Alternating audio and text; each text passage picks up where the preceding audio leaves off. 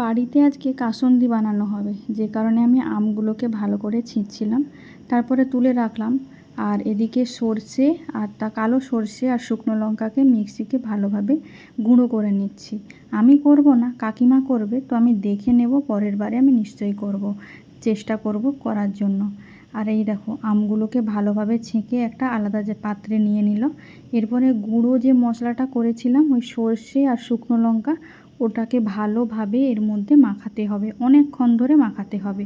এবার মাখিয়ে এর মধ্যে দিয়ে দিল হলুদ, তারপরে দিয়ে দেবে অল্প নুন, দিয়ে দেওয়ার পরে দিয়ে দেবে এখানে একটু অল্প চিনি দিয়েছে, আর দিয়ে দেবে সর্ষের তেল অনেকটা পরিমাণে। ব্যাস দিয়ে দিল। এটাকে আবার ভালো করে মাখাতে হবে অনেকক্ষণ ধরে। আর এখানে যে আমগুলো একটু গোটা গোটা ছিল, একটু ভালোভাবে ঠিক করে নিচ্ছিল। তারপরে আবার দিয়ে দিল অনেকটা পরিমাণে সর্ষের তেল। আর কাসুন্দি দিতে তো সর্ষের তেল একটু বেশি পরিমাণে লাগে। এ দেখো হয়ে গেছে। এবার এই বয়ামে যে পুরবে তার মধ্যে একটু সরষের তেল দিয়ে দিলাম। এবার বয়ামে কাকিমা বলে দিয়েছিল যে এটা এখন 7 দিন এমন একটা জায়গায় রাখতে হবে যেন নাকি হাত দেয়।